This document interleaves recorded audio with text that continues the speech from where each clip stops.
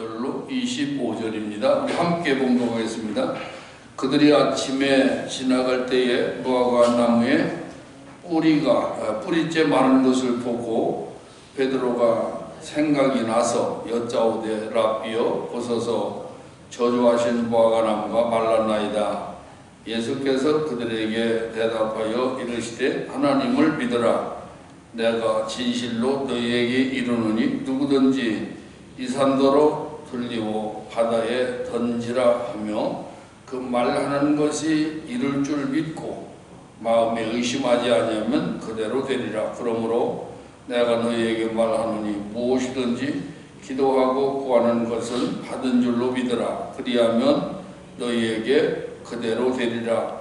서서 기도할 때에 아무에게나 혐의가 있거든 용서하라. 그리하여야 하늘에 계신 너희 아버지께서도 너희 허물을 사하여 주시리라 하시니라. 아멘. 여기 본문 말씀은 월요일에 있었던 일입니다. 어저께 주일 종려주일에는 예수님이 어린 나귀를 타시고 예루살렘 성전에 들어가시고 또 올라가시면서 백성들로 하여금 큰 환호를 받고 올라가셨습니다.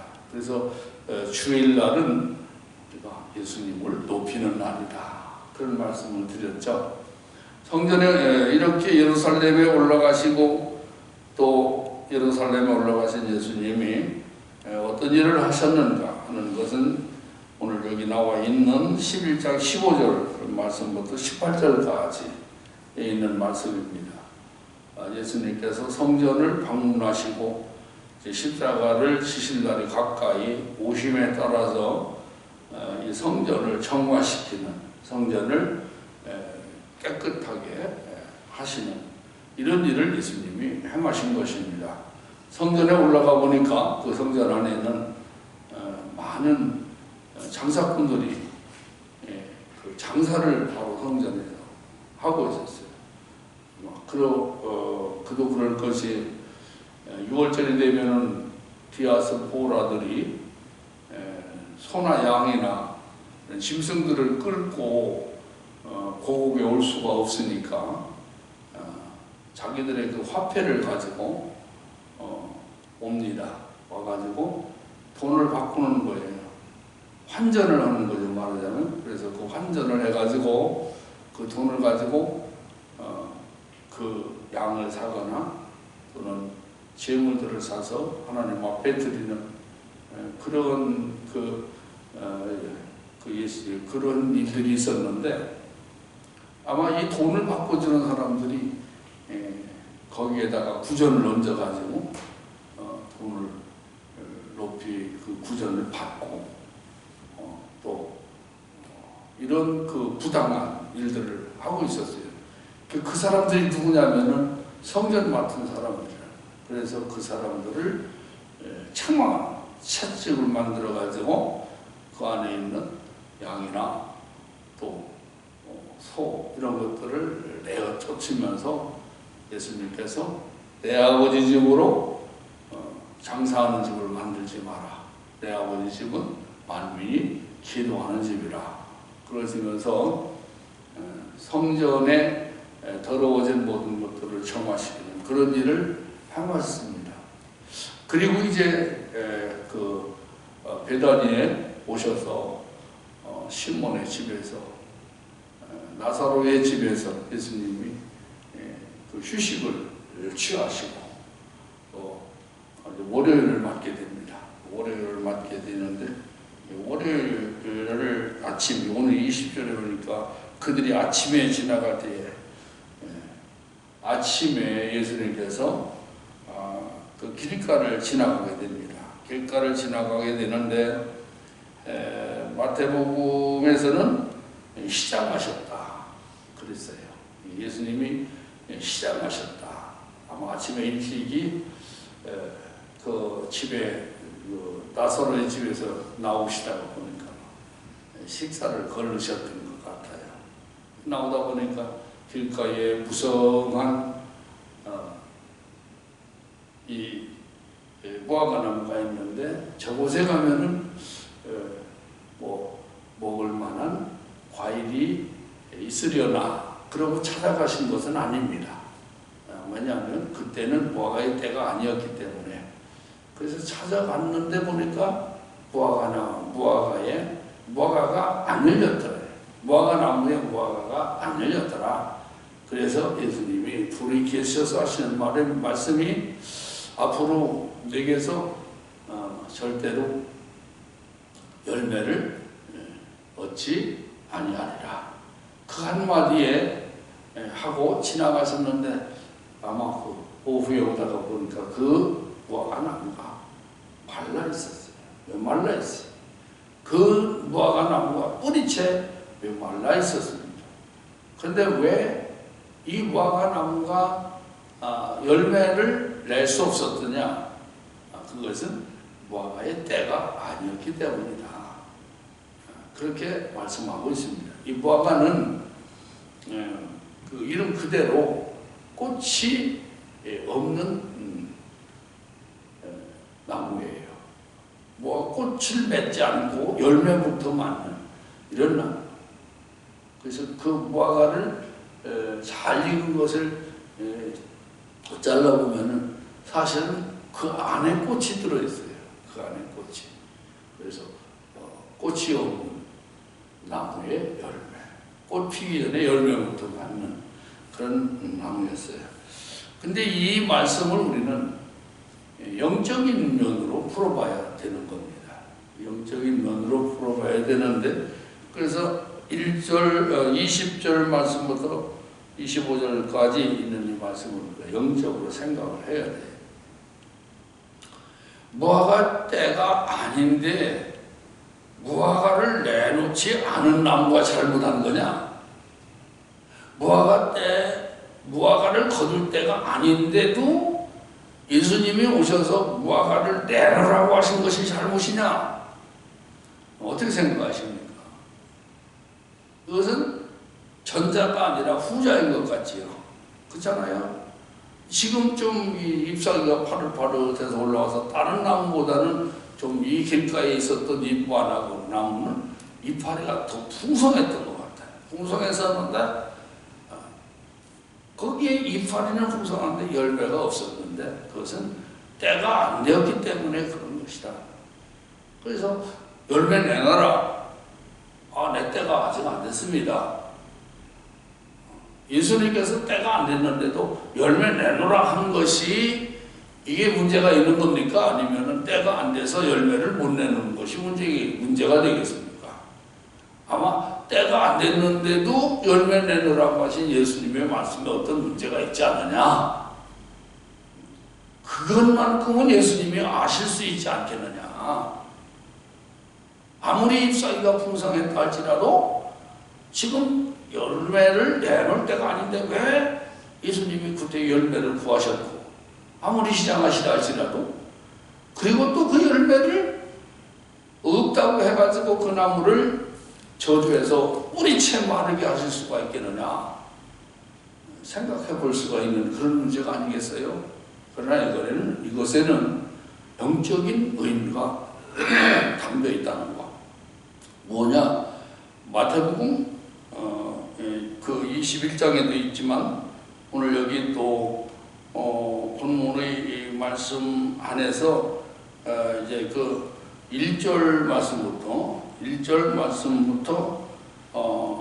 11절까지 나오는 등장하는 나귀가 나옵니다. 어린 나귀, 사람이 타보지 않은 나귀. 이 나귀를 예수님이 타시는데 어떻게 하시냐? 제자들을 보내면서 끌어오너라. 끌어오되 누가 무엇에 쓰려고 하느냐 묻거든요. 주가 쓰시겠다 해라. 가르쳐줬어요. 나귀 주인은 두말 없이 주가 쓰시겠다 하니까 아무 이유 없이 보냈어요.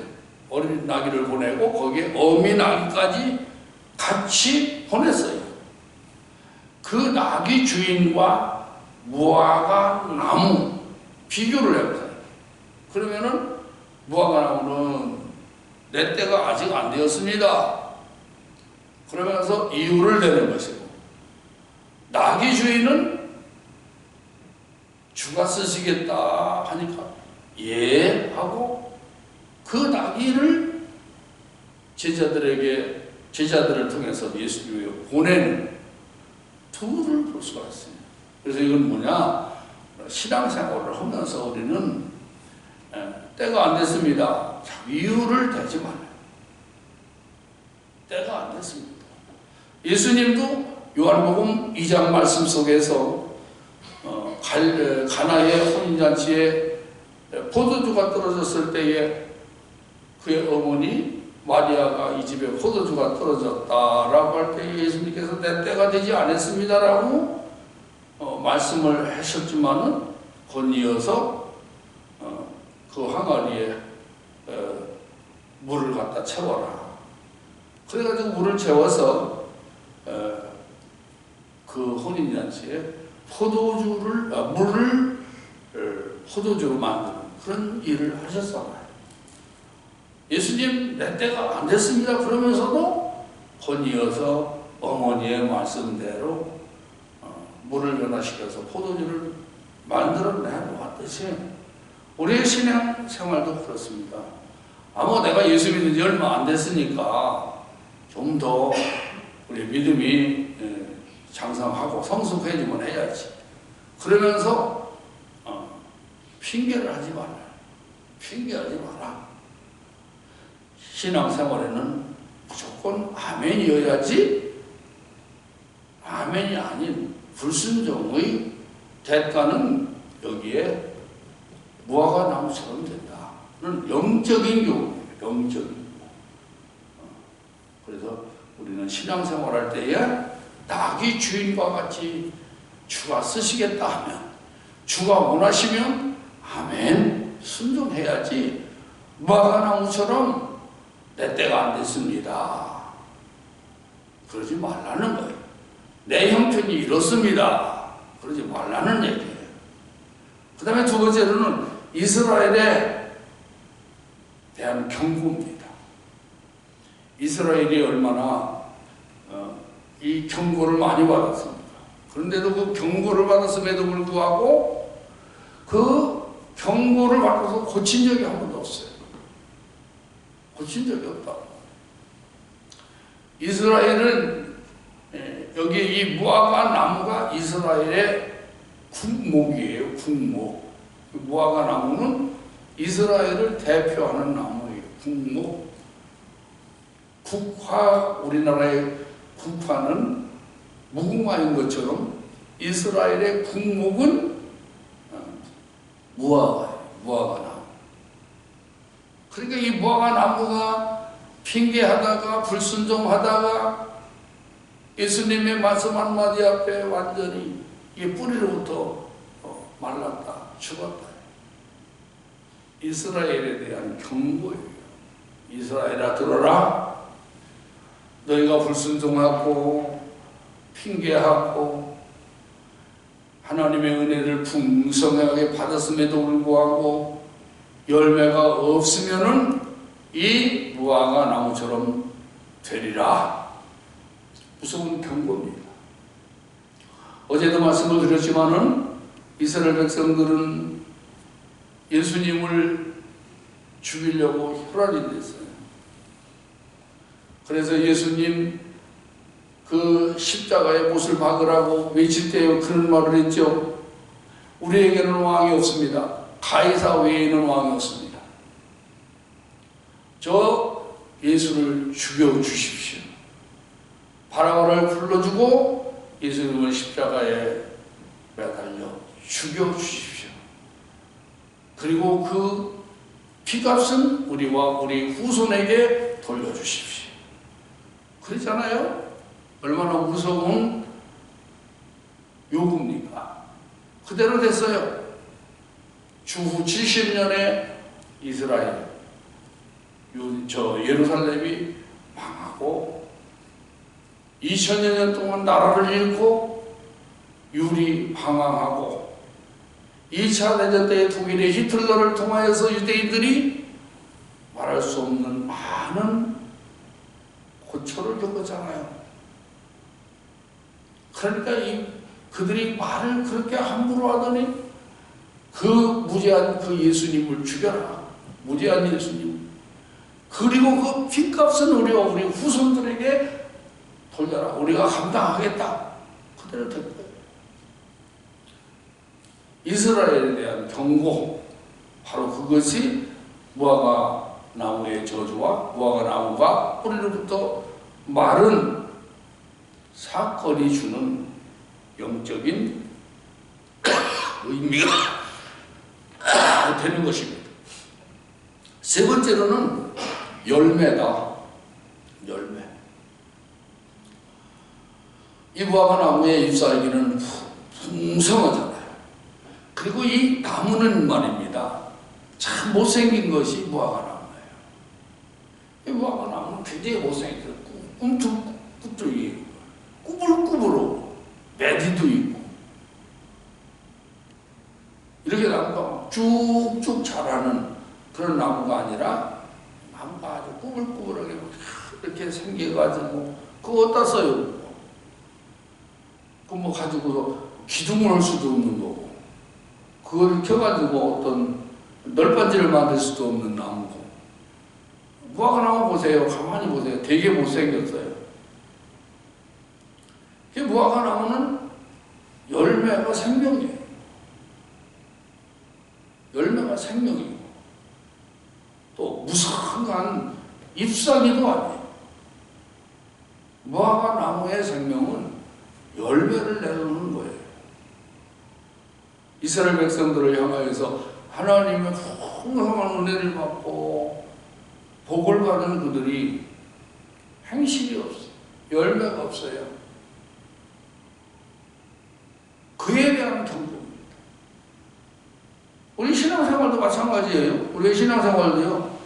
아주 입술로는 제가 제일 잘 믿는 거 풍성. 그런데 때로는 행동이 부족하거나 때로는 행동이 없다. 그 야고보 선생은 뭐라고 말씀하고 있습니까? 믿음에는 행동이 따라야 된다. 영혼 없는 사람이 죽은 것처럼 믿노라 하면서 행동이 없으면 그것은 죽은 믿음이다. 그렇게 말씀하고 있잖아요. 성경을 보면은 우리가 로마서에서는 믿음을 강조하고 있고 야고보서에서는 행위를 강조하고 있습니다. 이걸 보면은 어느 장단에 맞춰서 춤을 추냐 그런 말을 가끔 합니다. 오직 바울은 믿음, 야고보 선생은 오직 행위, 행동 그걸 얘기해요. 근데 이걸 분리해서 생각하면 안 돼요. 같이 생각해요. 믿음 있는 사람은 거기에 행동이 따라야 이게 온전한 믿음이다. 그런 말씀입니다. 우리가 율법으로는 구원을 받을 수가 없다. 의롭다 하심을 얻을 육체가 없다. 그렇게 말하잖아요. 율법이 뭐 율법이 이렇게 붙어대느냐. 우리 믿음만 가지면 되지. 아니에요. 율법을 통해서 죄를 깨닫게 되고 죄를 깨닫게 될 때 이 죄를 용서받을 수 있는 길이 어디냐? 오직 예수다. 그렇게 가르쳐요. 성경에 보면 이렇게 모든 게 조화가 이루어져야 된다. 조화를 이룰 때에 거기에서 놀라운 역사가 있어요.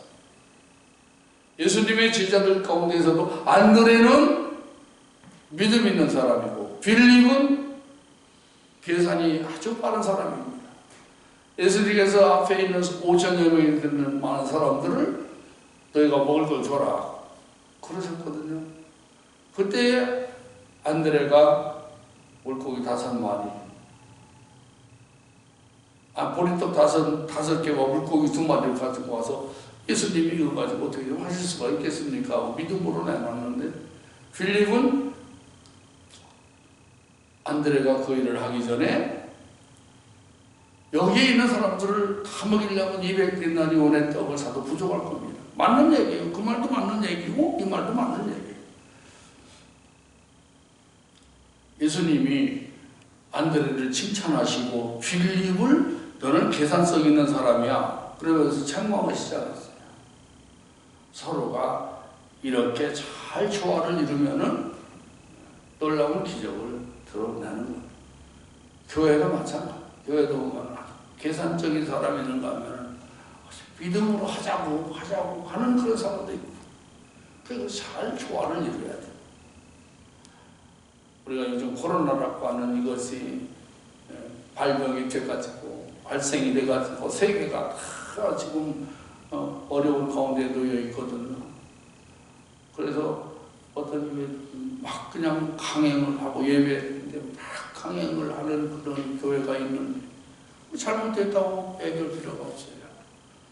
또 어떤 교회들은 우리의 교회와 같이 영상을 통해 가지고 이제 가정에서 예배도 드리게 하고 그러거든.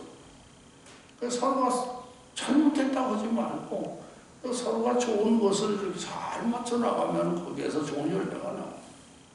신앙생활에는 열매가 필요한 것이다 하는 것을 말씀하고 있고, 세 번째로는 믿음에 대한 예수님의 교훈입니다. 믿음에 대한 교훈인데, 이제 그 23절 이런 말씀하고 있죠. 내가 진실을 너에게 이르노니 누구든지 이 산더러 들리고 바다에 던져지라 하며 그 말하는 것이 이루어질 줄 믿고 마음에 의심하지 아니하면 그대로 되리라. 이런 말씀. 믿음은 뭡니까? 마음으로 믿고 입으로 시인하여 구원에 이른다라고 하는 로마서 10장의 말씀처럼 믿음 있는 사람들은 벌써 말이 달라져요. 말이 달라져. 그래서 믿음을 가진 사람들은 은혜로운 말을 할 줄 알아요. 부정적인 말을 하면 안 돼. 긍정적인 말을 해야 돼. 여기 말씀 그대로 그야말로 너희 말하는 것을 마음에 믿고 의심하지 않으면 그대로 되리라. 우리 성도들은 항상 말을 긍정적으로 하라는 거죠. 이스라엘 백성들이 망한 이유가 뭡니까? 부정적으로 말을 해서 망했어요. 민수기 14장 27절의 말씀 속에서도 보면은 너희가 말한 대로 내가 다 듣고 너희가 말한 대로 내가 다 갚아주리라. 이것은 우리 하나님이 그런 말씀하는 거예요. 그러니까 믿음의 사람들은 부정적인 말을 하거나 긍정적으로 말을 해야 된다. 그리고 말을 하되 믿음으로 해라. 말을 하되 이것은 꼭 이루어질 거야 하는 그런 생각으로 말하라. 기도할 때도 이 기도가 하나님 들으시고 이루어지실 것이다. 그렇게 믿고 그렇게 말하라 하는 교훈을 주고 있습니다. 25절의 말씀 속에서 서서 기도할 때 아무에게나 혐오가 있거든 용서하라. 예수님은 마태복음 26장 말씀 속에서 그리고 또 누가복음 22장 말씀에서 보면은 그분이 어떻게 기도하셨습니까? 무릎 꿇고 얼굴을 땅에 대고 기도하셨단 말이에요. 오늘 여기 본문의 말씀에서는 서서 기도할 때에 그렇게 말씀하고 있어요. 이 서서 기도하기를 좋아하는 사람들이 있었어요. 바리새인. 이 바리새인들은 서서 손을 높이 들고 얼굴을 하늘을 향해서 바짝 들고 소리내서 그렇게 기도했어요. 이 유대인들은 손을 들고 기도하는 그런 습관이 있었어요. 그 일에 대해서 예수님 나쁘다고 하신 적이 없어요. 오늘 본문의 말씀에서는 너희가 서서 기도할 때에 서서 기도하는 거 인정을 하십니다. 서서 기도하는 건 인정을 하는데 바리새인들은 서서 기도하는 그 내용이 잘못했다는 거예요. 내용이 나는 일에 2번씩 금식하고 기도하고 수입에서 10의 1조를 드리고 저 세리와 같지 않음을 감사하나이다. 그 입에서 나오는 자기 자랑, 남을 정죄하고 남을 멸시하는 그것에 대해서 예수님이 지적하셨지 서서 기도하는 것에 대해서 지적하신 적이 아니에요. 누가복음 18장 말씀. 여기 말씀드려서 내가 서서 기도할 때 서서 기도하는 거 인정하시고 예수님 무릎 꿇고 머리를 땅에다 대고 그렇게 기도하셨는데 야, 너 서서 기도하는 거 그거 옳지 않아. 그거 믿음 없는 사람이 하는 거야. 이러지 않으셨다는 거예요. 그것도 인정하시고 무릎을 꿇고 얼굴을 땅에 대는 것도 인정을 하시고 나는 죄인이로소이다 하면서 가슴을 두드리면서 하늘을 향하여 얼굴을 들지 못하고 기도하는 세리의 기도도 인정하셨다. 우리가 살아가면서 그거 잘못했다고. 어저께 유튜브에 어떤 목사님이 우리나라의 그 젊은 목사님, 아주 잘 나가는 목사님이 계신데 그 목사님에 대해서 상당히 비판적이더라고요. 그렇게 할 필요가 없어요. 그분에게도 좋은 게 있는 거예요. 나에게도 장점이 있어요. 또 단점도 있어요. 그래서 우리가 서로 상호 부정한 점들을 보완해주고 그렇게 하면서 살아가는 거예요. 신앙생활도 마찬가지. 예수님께서 내가 무릎을 꿇고 겟세마네 동산에서 그렇게 기도했는데 지금까지 내가 그렇게 기도했는데 나에게 다 맞춰야 돼. 그렇지 않았어요. 서서 손을 들고 기도하는 것도 인정하셨어요. 또 말씀하셨어요. 너는 골방에서 이렇게 은밀히 보시는 하나님께 기도하라. 그렇게 예수님도 가르치셨어요. 그래서 사람 보도록 손을 높이 들고 하는 거 이제부터 하지 마. 하지 말고 내가 가르친 대로 골방에 깊이 들어가서 이 묵상하면서 소리가 밖으로 나가지 않도록 그렇게 기도해. 그렇게 예수님께서 강하게 주장하지 않았어요. 기도라고 하는 것은 어떤 때는 소리를 내가지고 부르짖는 그런 기도도 또 제가 머리 숙이고 두 눈 감고 자는 건지 기도하는 건지도 모를 수 있는 그런 모습도 나올 수도 있고 그렇잖아요. 나올 수도 있고 어떤 이들은 찬송을 하면서 흐느끼기도 하고 그런 거 다 인정해야 돼요. 믿음 없는 교회야. 그러니까 코로나 때문에 벌벌벌 떨면서 그 영상으로만 예배를 하지. 믿음 있는 사람들은 뭘 가지고 코로나가 됐으냐 우리 으쌰으쌰하고 모여서 기도하자. 예배하자. 이것도 옳고 저것도 옳고 여기에도 단점이 있고 여기에도 단점이 있고 여기에도 장점이 있고 여기에도 다 서로 상호 보완을 해가면서 이것보다는 저것이 더 훌륭하고 저것이 더 성경적이다 할 때는 그 성경적인 것을 따라가는 기도할 때에 서서 기도하는 것처럼 그걸 인정하시고 예수님 무릎 꿇고 기도하셨지만 골방에서도 기도하라고 했지만은 서서 기도하는 것도 인정하시고 서로 협의가 있으면 용서하고 기도하라. 그렇게 말씀을 하고 있습니다. 여기 산이라고 하는 거 나오잖아요. 너가 정말 믿음이 있으면 산을 옮길 수 있다. 산이라고 하는 게 뭡니까? 문제예요, 문제. 문제의 산이 있다 할지라도 기도를 통해서 그것을 해결해 나갈 수가 있다 하는 것을 말씀하신 거예요. 그래서 오늘 본문의 말씀을 통해 가지고 이 무화과나무의 교훈도 또 하되, 우리 예수님이 이 무화과나무를 가지고 교훈하신 게 마태복음에도 또 나오잖아요. 이 무화과나무가 이파리가 무성하게 되면, 이파리가 나오기 시작하면 때가 가까운 줄 알아. 말세의 징조에 대한 그 말씀할 때 무화과나무를 비유를 들었어요. 이 나무에 대한 이름이 맨 먼저 나무들 중에서 기록한 것이 무화과, 창세기 말씀에서. 오늘은 고난주간의 월요일 본문이 있었고, 본문의 말씀이 바로 월요일에 있었던 말씀이다. 기억하고 기도하는 아침이 되기 바랍니다.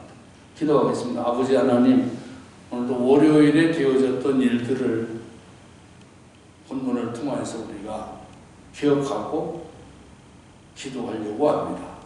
하나님의 성령께서 오늘도 우리들에게 기도의 능력을 더해 주시고 하나님 뜻대로 구할 수 있는 간구의 영을 주옵소서. 오늘 이 아침 주의 전에 올라와서 이 새벽 기도에 동참하는 우리 모든 주의 종들과 성도들에게 신령한 하나님의 은혜로 충만하게 하시고, 오늘 또 성도들의 가정, 사업, 직장 모두를 하나님이 어미달기 암탉을 보호하심처럼 보호하여 주시고 지켜주시고 축복하여 주옵소서. 예수님 이름으로 기도 올리옵나이다. 아멘. 자유롭게 기도하시기 바랍니다.